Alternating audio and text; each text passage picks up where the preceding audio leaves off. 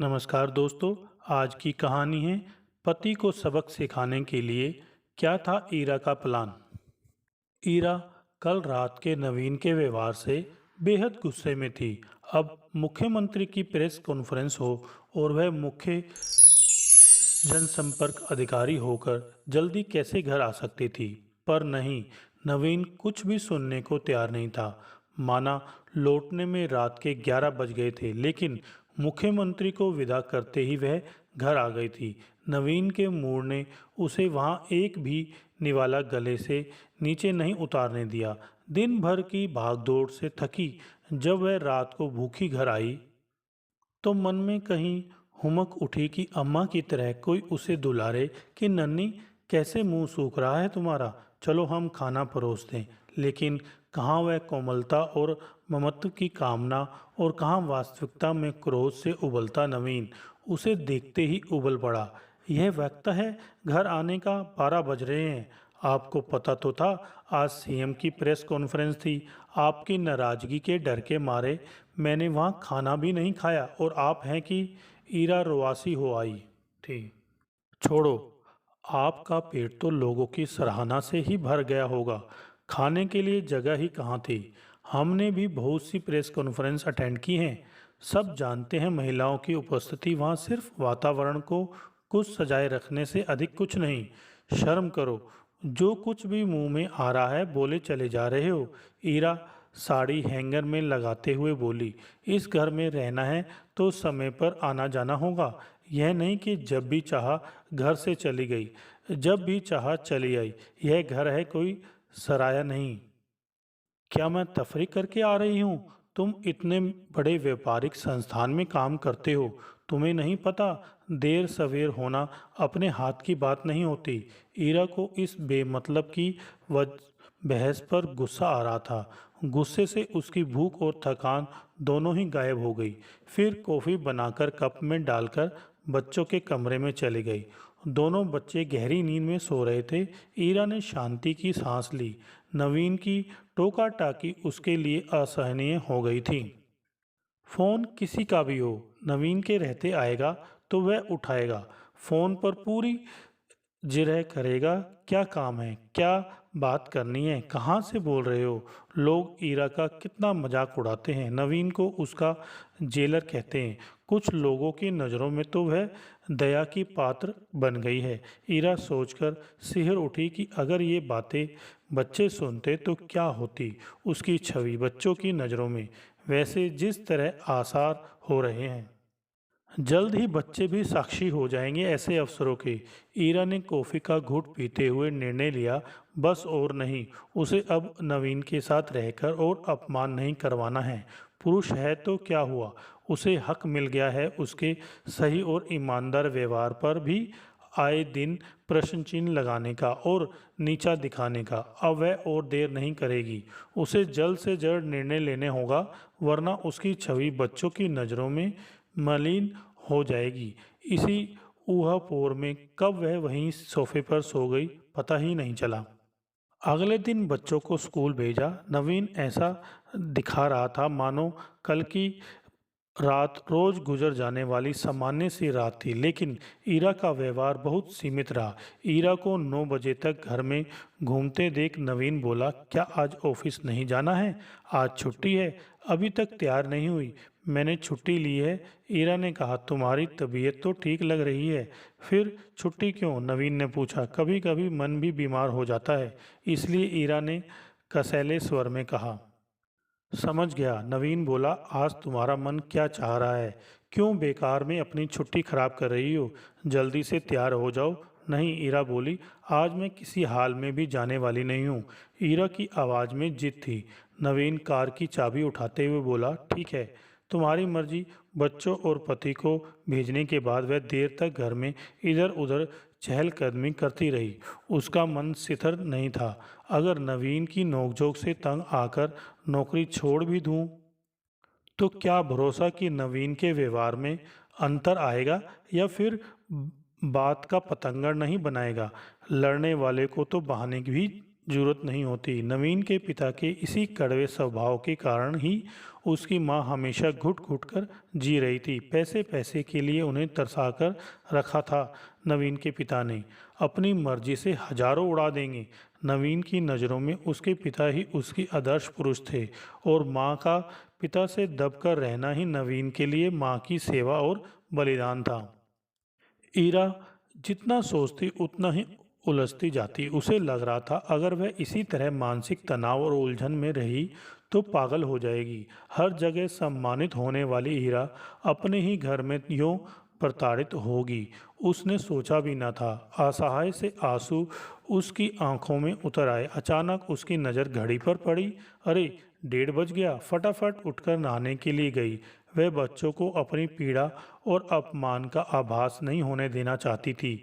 नहाकर सूती साड़ी पहन हल्का सा मेकअप किया, फिर बच्चों के लिए सलाद काटा, जलजीरा बनाया, खाने की मेज लगाई। दोनों बेटे माँ को देखकर खिल उठे। बिना छुट्टी के माँ का घर होना उनके लिए कोई पर्व सा बन जाता है। तीनों ने मिलकर खाना खाया, फिर बच्चे होमवर्क करने लग गए। 5 बजे के लगभग ईरा को याद आया कि उसकी सहेली मानसी पाकिस्तानी नाटक का वीडियो देखकर गई थी। बच्चे होमवर्क कर चुके थे। ईरा ने उन्हें नाटक देखने के लिए आवाज़ लगाई। दोनों बेटे उसकी गोदी में सिर रखकर नाटक देख रहे थे। अजीब इत्तेफाक था। नाटक में भी नायिका अपने पति की ज्यादतियों से तंग आकर अपने अजनबे बच्चे के संग घर छोड़कर चली जाती है, हमेशा के लिए। ईरा की तरफ देखकर अपूर्व बोला, माँ, आप ये रोने धोने वाली फिल्में मत देखा करो। मन उदास हो जाता है। मन उदास हो जाता है इसलिए नहीं देखनी चाहिए। ईरा ने सवाल किया। बेकार का आइडिया है एकदम। अपूर्व खींच कर बोला, इसलिए नहीं देखनी चाहिए अपूर्व। ईरा ने कहा, समझो इसी औरत की तरह अगर हम भी घर छोड़ना चाहें तो तुम किसके साथ रहोगे? कैसी बेकार की बातें करती हो आप भीमा? अपूर्व नाराजगी के साथ बोला, आप ऐसा क्यों करेंगी? यूँ समझो कि हम भी तुम्हारे पापा के साथ इस घर में नहीं रह सकते तो तुम किसके साथ रहोगे? ईरा ने पूछा। जरूरी नहीं है कि आपके हर सवाल का जवाब दिया जाए। 13 वर्ष का अपूर्व अपनी आयु से अधिक समझदार था। अच्छा अनूप, तुम बताओ कि तुम क्या करोगे? ईरा ने छोटे बेटे का मन टटोला। अनूप को बड़े भाई का बड़प्पन दिखाने का अवसर मिल गया। बोला, वैसे तो हम चाहते हैं कि आप दोनों साथ रहें, लेकिन अगर आप जा रही हैं तो हम आपके साथ चलेंगे। हम आपको बहुत प्यार करते हैं। अनूप बोला। चल झूठे, अपूर्व बोला। माँ, अगर पापा आपकी जगह होते तो यह उन्हीं को भी यही जवाब देता। नहीं माँ, भैया झूठ बोल रहा है। यही पापा के साथ जाता। पापा हमें डांटते हैं, हमें नहीं रहना उनके साथ। आप हमें प्यार करती हैं, हम आपके साथ रहेंगे। अनूप प्यार से ईरा के गले में बाहें डालते हुए बोला। डांटते तो हम भी हैं। ईरा ने पूछा, क्या तब तुम हमारे साथ नहीं रहोगे? आप डांटती तो हैं तो क्या हुआ, प्यार भी तो करती हैं। फिर आपको खाना बनाना भी आता है। पापा क्या करेंगे अगर नौकर नहीं होगा तो? अनूप ने कहा। अच्छा अपूर्व, तुम जवाब दो। ईरा ने अपूर्व से सिर पर हाथ रखकर उसका मन फिर से टटोलना चाहा। ईरा का हाथ सिर से हटाकर अपूर्व एक ही झटके में उठ बैठा। बोला, आप उत्तर चाहती हैं तो सुन लीजिए, हम आप दोनों के साथ ही रहेंगे। ईरा हैरत से अपूर्व को देखने लगी, फिर पूछा, अरे ऐसा क्यों? जब आप और पापा 14 साल एक दूसरे के साथ रहकर भी एक दूसरे के साथ नहीं रह सकते, अलग होना चाहते हैं, तब हम तो आपके साथ 12 साल से ही रह रहे हैं। हमें आप कैसे जानेंगे? आप और पापा अगर अलग हो रहे हैं तो हमें हॉस्टल भेज देना, हम आप दोनों से ही नहीं मिलेंगे। अपूर्व तिलमिला उठा था। पागल है क्या तू? ईरा हैरान थी। नहीं, बिल्कुल नहीं। इतने वर्षों साथ रहकर भी आपको एक दूसरे का आदर करना, एक दूसरे को अपनाना नहीं आया तो आप हमें कैसे अपनाएंगे? पापा आपका सम्मान नहीं करते तभी आपको घर छोड़कर जाने देंगे। आप पापा को और घर को इतने सालों में भी समझा नहीं पाई, तभी घर छोड़कर जाने की बात कर सकती हैं। इसलिए हम आप दोनों का ही आदर नहीं कर सकेंगे और हम मिलना भी नहीं चाहेंगे आप दोनों से। अपूर्व के चेहरे पर उत्तेजना और आक्रोश झलक रहा था। ईरा ने अपूर्व के कंधे को कसकर पकड़ लिया। उसका बेटा इतना समझदार होगा उसने सोचा भी नहीं था। नवीन से अलग होकर उसने सोचा भी नहीं था कि अपने बेटे की नज़रों में वह इतनी गिर जाएगी। अगर नवीन उसे सम्मान नहीं दे रहा तो वह भी अलग हो रही है नवीन का तिरस्कार करके। इससे वह नवीन को भी तो अपमानित कर रही है। परिवार टूट रहा है, बच्चे असंतुलित हो रहे हैं। वह विवाह विच्छेद नहीं करेगी। उसके आशियाने के तिनके उसके आत्मसम्मान की आंधी में नहीं उड़ेंगे। उसे नवीन के साथ अब किसी अलग ही धरातल पर बात करनी होगी। अक्सर ही नवीन झगड़े के बाद 2-4 दिन देर से आ जाता है। ऑफिस में अधिक काम का बहाना बनाकर देर रात तक बैठा रहता है। ईरा उसकी इस मानसिकता को अच्छी तरह समझती है। ईरा ने ऑफिस से 10 दिनों का अवकाश लिया। नवीन 2-4 दिन टसता से ईरा का रवैया देखता रहा। फिर एक दिन बोला, ये बेमतलब की छुट्टियां क्यों ली जा रही हैं? छुट्टियां खत्म हो जाएंगी तो हाफ पे ले लूँगी। जब ऑफिस जाना ही नहीं तो पिछले काम की छुट्टियों का हिसाब पूरा कर लूँ। ईरा ने सिथर स्वर में कहा। किसने कहा तुम ऑफिस छोड़ रही हो? नवीन ने ऊंचे स्वर में कहा। मैडम, आजकल नौकरी मिलती कहाँ है जो तुम यूँ आराम से लगी लगाई नौकरी को लात मार रही हो? और क्या करूं? ईरा ने स्पष्ट स्वर में कहा।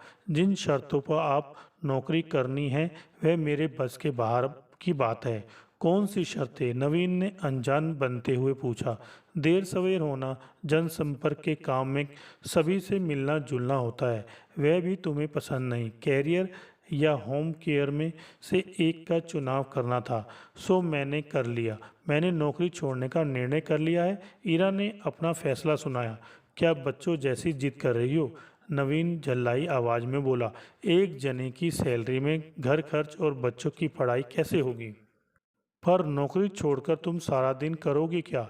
नवीन को समझ नहीं आ रहा था कि वे किस तरह ईरा का निर्णय बदले। जैसे घर पर रहने वाली औरतें खुशी से दिन बिताती हैं, टीवी, वीडियो, ताश, बागबाजी, कुकिंग, किटी पार्टी, 1000 तरह के शौक हैं। मेरा भी टाइम बीत जाएगा। टाइम काटना कोई समस्या नहीं। ईरा आराम से दलीलें दे रही थी। तुम्हारा कितना सम्मान है, तुम्हारे और मेरे सर्किल में लोग तुम्हें कितना मानते हैं, कितने लोगों के लिए तुम प्रेरणा हो, सार्थक काम कर रही हो। नवीन ने ईरा को बहलाना चाहा। तो क्या इसके लिए मैं घर में रोज रोज कलह कलेश सहूं, नीचा देखूं, हर बात पर मुजरिम की तरह कटघरे में खड़ी कर दी जाऊं, बिना किसी गुनाह के? क्यों सहूं मैं इतना अपमान इस नौकरी के लिए? इसके बिना भी मैं खुश रह सकती हूँ, आराम से जी सकती हूँ। ईरा ने बिना किसी तनाव के अपना निर्णय सुनाया। Ira, I am very sorry. मेरा मतलब तुम्हें अपमानित करने का नहीं था।